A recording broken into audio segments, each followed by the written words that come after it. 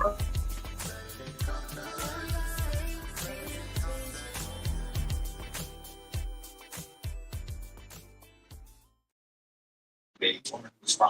welcome to Bone with Friends podcast. I'd like to welcome my guest, Mr. Farrell, today. And we just going to be talking about, different things that's going on and, see if we could get some insight from Mr. Farrell. Mr. Farrell, you was running a foster care, right? Yes. hmm I run the So foster how care. was it, how was it getting to know the different kids that you took into your care? Oh, just like meeting someone, and and you just try to get to know them, and just like if you just meet your neighbor's children, or whatever, or someone in the market, anywhere, you just got to learn to talk with them and get to know them. Yeah, that's about it. Is it a such thing as a kid that's bad to the core? Mm. He wasn't born that way. Just put it like that. They wasn't born that Yeah. way. They developed their animosity and their mischievous deeds and stuff through people. Whether their mother or some other foster children, or shoot, even their cousin, are they brothers and sisters, and then they become evil and mischievous, and they don't trust anyone because people has been, hurt them so much. So I wouldn't say a kid is born to. He'll get that jacket after he do so many things, okay, but he wasn't born that way. He or she was not born that way. See, I don't believe a kid is born evil. I don't think. I think it's developed through the evil society we live in. Okay. Well, I was asking you that one to lead to this one. Did you get any Sure. tough cookies? Yeah, I got a few of them. Yeah. In fact, I wound up adopting one. Yeah, he's very tough, and um yeah, but you do have to understand some children are born with mental disabilities, like bipolar and schizophrenia, where they develop, they inherit from their parents, so they're go back to your question is you believe in the kids born to the core? Yeah, you could probably say there are some children. So I had to retract on what I said earlier, but yeah, there are some children that have some difficulties mentally, born that way. But at the same time, with their disability, if they're treated right, it may not be that severe. You see what I'm saying? You know, Okay. they, It seems like you yeah. got a lot of patience too. So I know you know how to deal with different behaviors. So it just seemed like you kind of well equipped, like you the captain to the ship. Yeah, well, that's the main thing is patient and not getting angry about something that they may do. You might not like what they do, but anger, blinds your mental thinking. So when you're dealing with those children like that, you can't get angry with them. And I had a lot of experience when I worked in the group home. Oh, gee, very, very, very bad in that. And but I got along. They respect me, because I was never evil to them. I was there to try to help them, and they, eventually they knew that. hmm Yeah. Nice. Oh, you say you worked in a Mhm. group home too? Yes, I worked in several group homes. Yeah. Yeah, several. And you did that before you start fostering kids? You know what? I was doing that while I was fostering children. Oh, nice. Yeah, yeah, yeah. My wife, she took care of the kids when I went to work. You know, I did that for about 7 years straight. Yeah. Nice. Mm. Sounds like you like mentoring to the youth. Yes. Those children was between the age of 13 and 17. Okay, that's mainly who I mentored.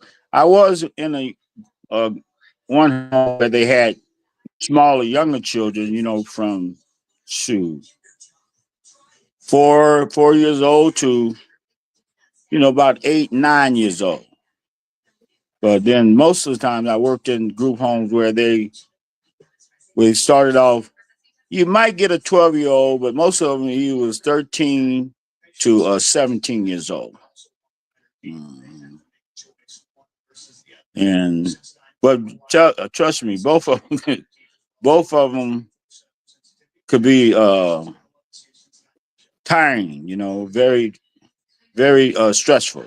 Okay, I think that between the ages of 13 to 17, those are the most one. Those are that was the most uh trying experience I had because see the younger children from like 3 year old to 9, uh that big, so you're not sure. Some of those guys, 14, 14, 17, they let them live everything, and so some of it was tall and bigger, and so that That's a was challenge in itself, I huh? was yeah, challenging, very challenging. I was never really scared of them because I understand that they're younger than me. Okay, and no matter how strong they are, or whatever, I'm smart enough and I know how to defend myself. I'm smart enough to have them. It never came to that. Been threatened, but nothing came out of it. I'm saying, but I had to put my hand on them. Yeah. And to stop fights with people. Okay. Oh, Yeah, got did hit you a move couple away from the times. router? Because you break up a little bit. Oh yeah, I did. Yeah, I did. I sure did. I wanted to get a comfortable chair. I'm in my bedroom with my little chair, and I wanted to get a comfortable chair. But yeah, I'm back now. That's better now. Yeah, it's clear. Coming out better now. Okay, Yeah. that's cool. Yeah. So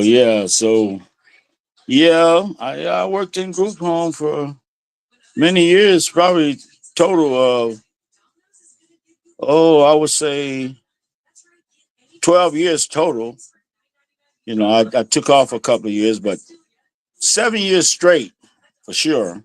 And I went back one time and then stayed about a year, you know, and then shut it down. Then about a year, and then went back and stayed about 2 years, and then I finally I quit. Well, I got enough. I got that's when I started working for UPS. I started working for UPS and gave it up. Yeah, yeah. And you say the older kids was more of a challenge than the younger ones, right?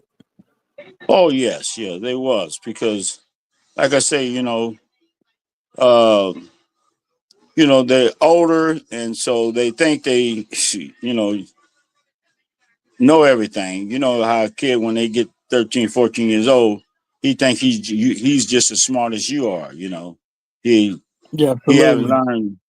learned. Yeah, you I can't said tell him anything. absolutely. Yeah, you can't tell him too much of anything. So yeah, and then they don't want to listen to anything you have to say. You, because they think they know everything already. Yeah. So yeah, and being that they in that system where you know the group home I went to, they was there because they did something wrong with the law. So, they didn't broke the law and stuff. And, they might have even hurt someone and they didn't stole from people. And, they have done a lot of things. So, yeah, those, and mainly they was boys. I did do one, I did spend one time working with girls, but I didn't like that, because uh, they try to, they try to seduce you, and then they're going to tell them that you try to seduce them. So, that's what happened to Yeah. one of my person I was working with. They said he was messing with them, and everything like that. And whether I don't know whether he was or not, okay, but that's what she said. But I was like, well, and he said he wasn't. So like, I could be in that same situation. So I quit. I quit the very next day when I heard that. I said, I'm out of here. Man. I can't deal with that. I don't want that. A child molesting a child. When you're supposed to be taking care of them. That's a I heavy heard jacket that. put on somebody. Because you pretty much like a doctor, you don't have the doctor credentials, of course, but you supposed to be menacing and service to them to make them better, not for you to be messing with them and stuff, And so that could be a heavy jacket, Exactly. and yeah, I don't know what happened to him, but I said no, I don't want that, I don't want to have no part of that kind of situation. Mhm. Yeah, Man. yeah, yeah. Because with me, Well, and especially yeah, with we're me, gonna go ahead and go ahead. oh, go ahead. I was just saying, No, well, I was especially with saying me, we was gonna go ahead. go ahead, go ahead. No, go ahead. Oh, I was just gonna say that, yeah, with me, especially with me at that time where I had foster children at the house, if I got even convicted for something like that, you know, um, they would take all the children from me. See, so I really couldn't risk that at all. Oh, look, Yeah, I remember Nichelle said they used to call you the basketball Mad Milker. yeah. Yeah, he used to call me Mad Milker. I used to wear a white uniform at the job. All right, that's what we wore. Okay. Airplane mechanics. Okay, we wore a white uniform, and after work, I used to go down and play with the white uniform. So they start calling me the Mad Milker because I would milk their ass. Excuse my language, but yeah, I be getting on them. I was only 5'8", but Yeah, I could play a guy 6'2", 6'3", because I had long arms and I was super fast. Okay, and yeah. yeah, that's why they called me the Mad Milker, because it didn't matter who I guard, I was on them, and then I could shoot good, and I was so fast, man. I would turn these guys around and I would put them on the ground. I had to move, man. Where I'm going to the basket, I'm going right way, going to the right. Then I have a move where I could change and I'm going left on them, you know. And so a Yeah. lot of time when I put It's like that move breaking on them, their ankle. they I put them on the ground because they think I'm trying to go right and they try to twist their feet to catch me going left. I'm already gone, and they be on the ground when I pass them. Oh yeah, I did several people that way. Yeah, Hmm. that's what they I call think that's breaking why their they used to ankles. That's call what me. Allen Iverson used to do. Yeah, yeah, yeah, yeah. That's what uh uh that's why I developed my game started from Iverson. But yeah, Yeah, he had such a fast crossover move and everything like that. But I had a backward move to go through my back, and he goes through yeah, his legs. I couldn't do all that leg stuff, but I had a backward move that I could do my back, and then You know, I could dribble back with both hands in my back. You know, I could pass it to my right hand, backhand in my back. You know, so Yeah. they. I had the crossover move too, but I like to because sometimes the crossover move they could get the ball. Where when I put it through my back, they have to foul me. You know, because they can't get to the Exactly. ball. Okay, so I put it through the back. Yeah. And shoot, even after I stopped playing basketball, I went out there and played. I think I was like 57 years old. I put that move on those guys. They said, "Man, good move, good move." Yeah, yeah. I played it. I played up until I like 57 years old. I played ball. We went down to Yeah. Texas, man. We those young kids who was playing with us. I was 57. Another guy was 50, 55. Another guy was 49. And then we had my little nephew, son-in-law. He was about 23, and then we had another guy who was about 29. Man, we wore them youngsters up, man. I was 57 years old, and another guy was 55, and another guy was 49, and then we had 123 and 129. And these guys, you know, they was 17, 18. The youngest, the older ones probably was only like 25. And they was good. They was good. But man, with the passing, you know, because they want to be all ball hauls, right? You know, so they Yeah. want to pass. They wouldn't pass the ball. We was passing the ball, man, and we ate them up. And then when we beat them, they was like, "Man, you guys," the people on the side, "You guys bet them old man beat you guys."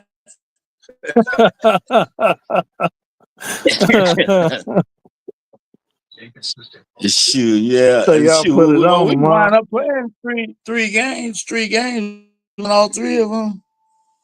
Yeah. The gym closed down. They closed the gym on us. Mhm. Nice. Yeah, because all we had to do is guard one guy, you know, because he ain't gonna pass the ball. So, you know, we guard him and stop him. There it is, you know. Every once in a while they would pass. We passed every time we went down, you know. Everybody almost touched the ball, you know. And then, you know, somebody drive to the lane, we give it up to them. They didn't know nothing about that kind of stuff. They want to play one-on-one, but you playing a team, you know. So you can't win no games like that.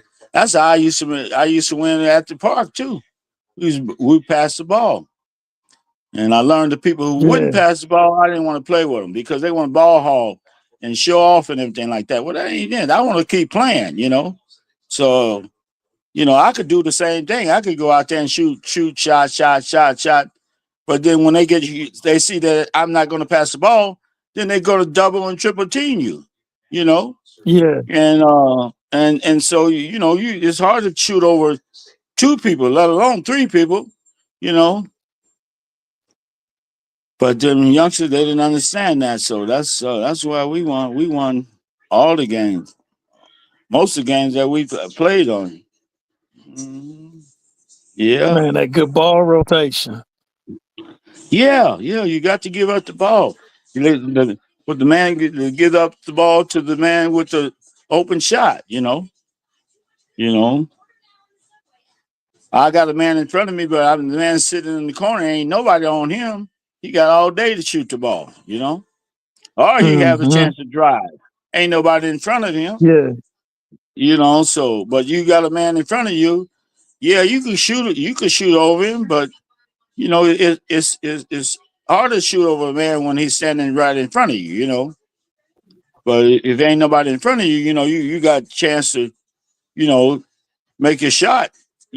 Make a cleaner shot. But when you have to shoot over the man and he's trying to block your shot, that's a tougher shot. But I could do that. But it's a tougher shot. I'm not gonna make all of them, but let me set me up, and nobody's in front of me. I make is, I'm making 95% of them. The shots because I could shoot. And I could shoot distance too. You know, 3-pointers in the corner, but I'm saying you with a man on you, you can't make all those shots. But shoot, a man out in front of me, I'm making at that time, now I probably only make 5% of them. Excuse me. But at that You watch time, college shoot, ball? I watch college. I like watch college ball a little bit. I don't watch it all the time, but I watch it. I watch a Yeah, I game was gonna ask probably. you who you got in March Madness. Hmm. Yeah, I watch that. I watch March Madness, because that's the best college team. I don't like Yeah. to watch these when they blowing these guys out by 20, 30 points and stuff. And that that's not an precedent to me. But like when teams play together that they're tight, they're close, play, they're pretty close to one another, and they Hmm. give each other a challenge, then yeah, I watch those games. But I don't watch those games when they blowing those guys out 20, 30 points. But you have to be careful. Sometimes they start off that first half and they up by 20, 25 points. And in the second half, that team comes back, man, and beat them. I like watching games like that too. Yeah. I like to see them come back. Yeah.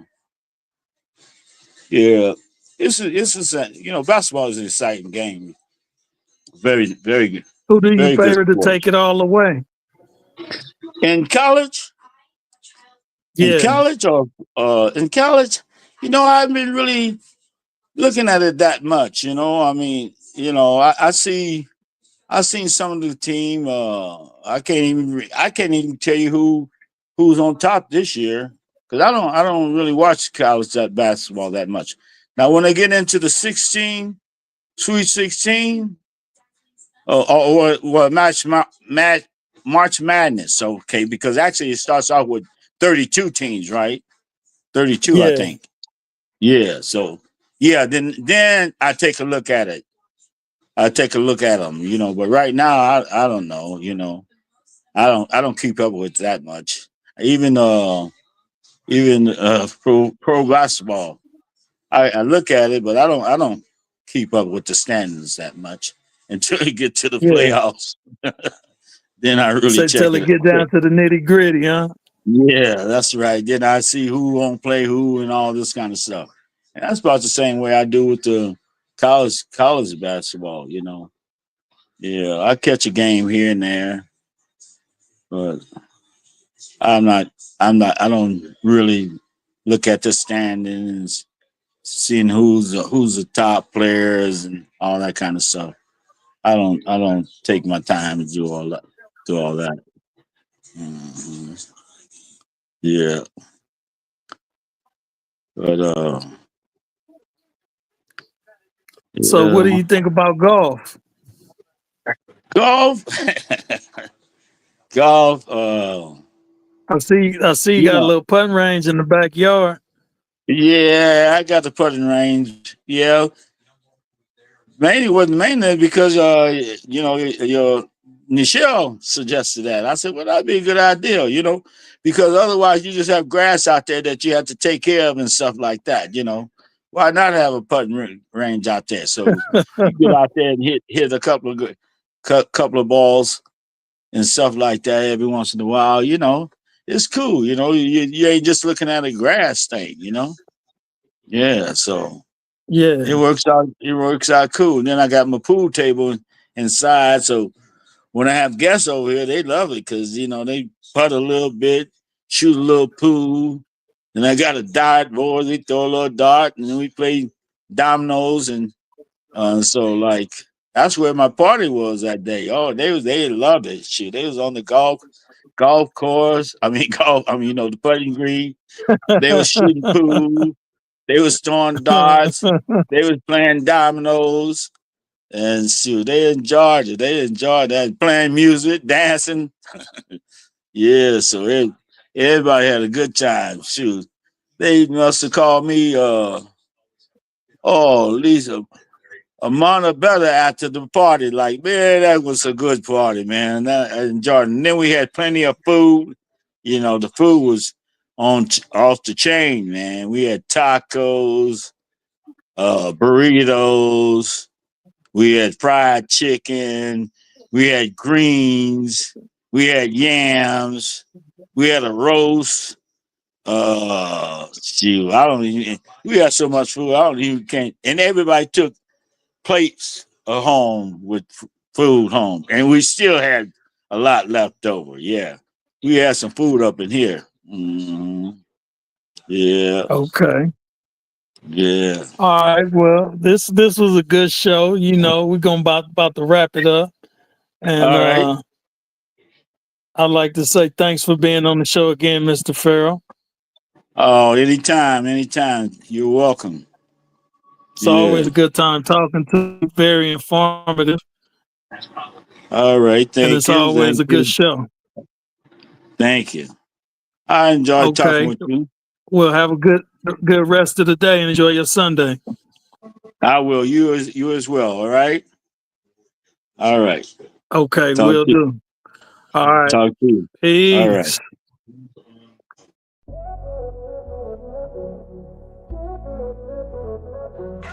Welcome to the city of dreams and grind, where stories echo through every street sign, crafted with the hustle breathing in each line. Compton spirit is one of a kind. We paint the murals with colors so bright, every block a canvas in the daylight. From beats that drop to rhymes that ignite, showing the world what we write. Made in Compton, hear the anthem roar. Talent and pride pouring out the store. We lift each other up forevermore. Made in Compton, that's what we're here for.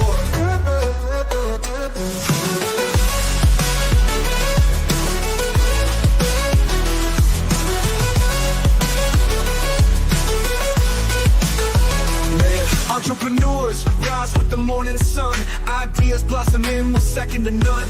Turning visions into gold, we just begun. Compton's making moves, no need to run. We celebrate a heritage rich and deep. In every rhythm, every dream we keep. From the hills to the valleys we leap. Compton's awakening from a restless Compton, hear the anthem roar. Talent and pride pouring out the store. We lift each other up forever. Made in Compton, that's what we're here for.